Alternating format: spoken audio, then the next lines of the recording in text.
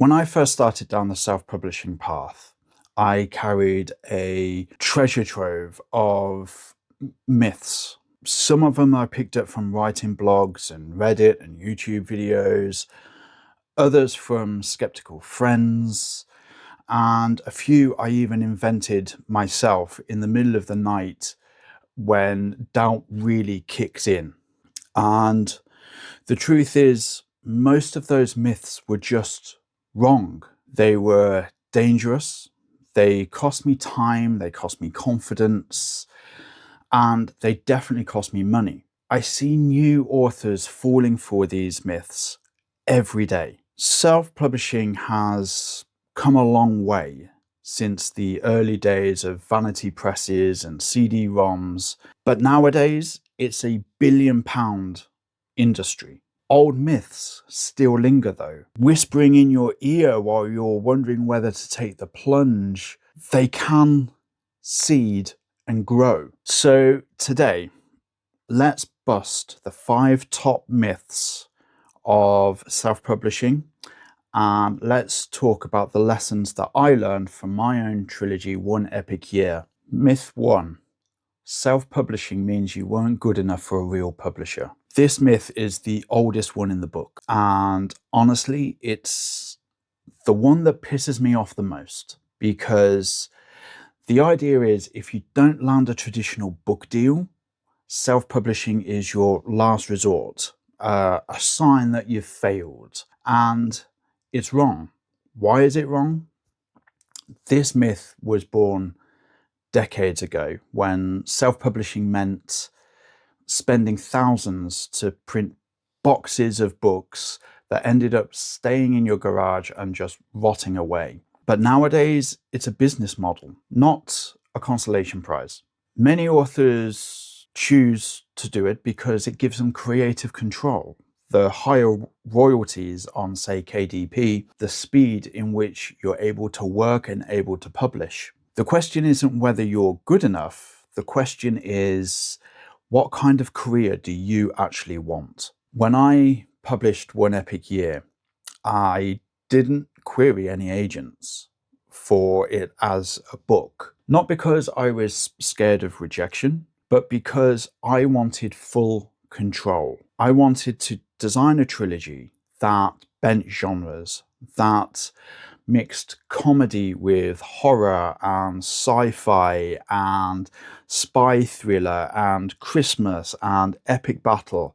And I feel like a traditional publisher would have tried to box me into one tiny market and stripped the rest of it out. By going indie, I was able to keep the vision in my head. Myth 2. Self-publishing is quick and easy. This is a sneaky one because it makes sense in one respect. Amazon KDP makes publishing very, very easy, and it's as easy as dragging and dropping a file. But too many authors stop there, believing it's just write, upload, profit. Anyone can technically publish a book within 24 hours and have it up on the market within 72. But publishing well, that's another story. See, you need professional editing. You need a cover that matches your genre and formatting that doesn't look like you've just twatted a Word document up on the website. Skip these steps and not only will your book not sell, but worse, you'll end up with 1-star reviews that will just absolutely rip your confidence apart. See, when I published my first book years ago, that's exactly what I did. I wrote it, I slapped a cover together, I twatted it on Amazon, and it died. Just there, then, that simple. I may have made 2 or 3 sales, and that's it. And it took me a long, long time to get over that. So when it came to doing One Epic Year, I slowed right down. I made sure that the formatting was spot on. I made sure that it was edited and proofread to within an inch of its life. I got somebody in to design the cover. I made sure that all the A+ content was in place. The result ended up being publishing this, talking about it on Instagram and TikTok and various other places, and not being embarrassed by it. Readers compared it to traditionally published books, and that credibility is really worth its weight in gold. Myth 3. You can't make real money from self-publishing. This is the myth that really makes authors hesitate.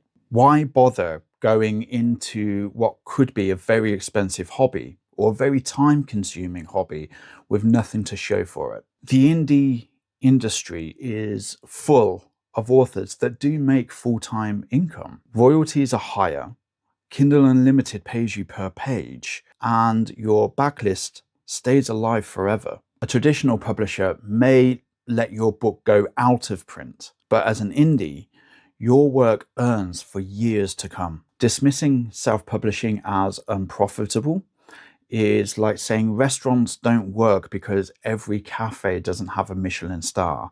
It's bollocks.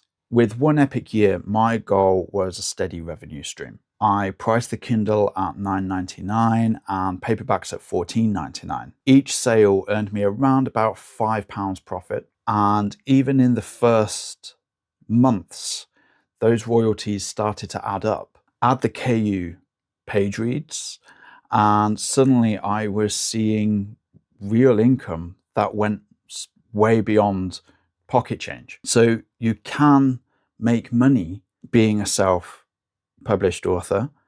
You just have to treat it like a business. Myth number 4.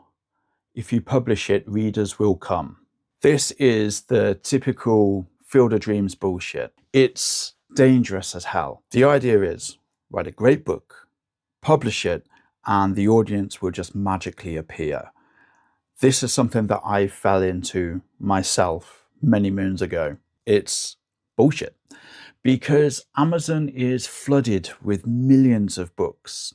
Readers don't stumble upon your work by pure accident. They find it because your cover catches their eye. The blurb in the listing spoke to them, and your keywords actually put you in front of them. Without marketing, your book will just sit quietly in some dark corner of the internet while everyone else is at the party. With my experience, I experienced this a couple of times in the past, many years ago. It was gut-wrenching.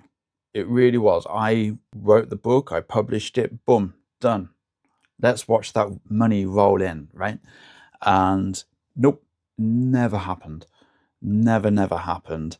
With one epic year, I really invested time into A+ content, Instagram reels. I published all 3 parts of the trilogy within 3 months so that there was a staggered release schedule, but there was a release schedule. Everything was planned.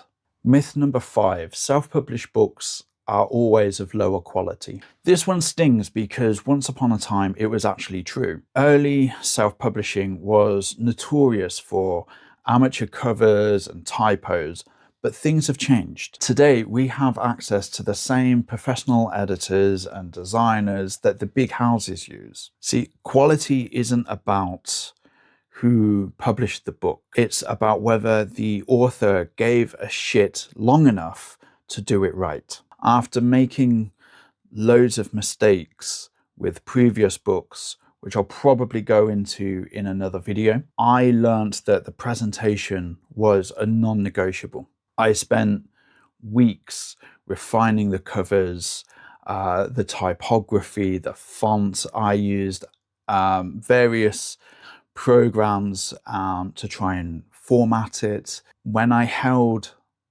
the hardcover of book 1, I compared it to others from like Penguin, and it didn't just look good for an indie, it looked good full stop. And so here's a bit of a bonus myth for you. The idea that you have to do it alone, that it's a solo journey.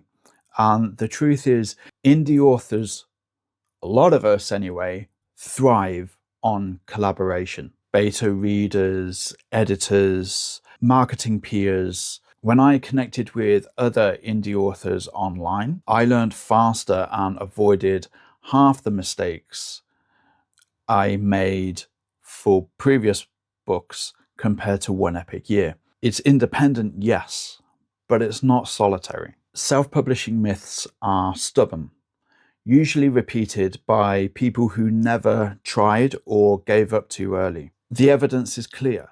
It's professional. It can be a profitable path. And you don't need anyone's permission or anyone to sign you up to be a real author. It's not quick, but it works. You can make real money, but you have to find your readers. And quality, well, that's on you. If you take one thing from my journey with my various books over the years, it's about ownership. Every choice, every sale, it's yours. As terrifying as it is, it's fucking liberating as well. So the next time someone tells you one of these myths, just smile, nod, give them the finger, and get back to work, because your book deserves better than to be held back by myths. And so do you.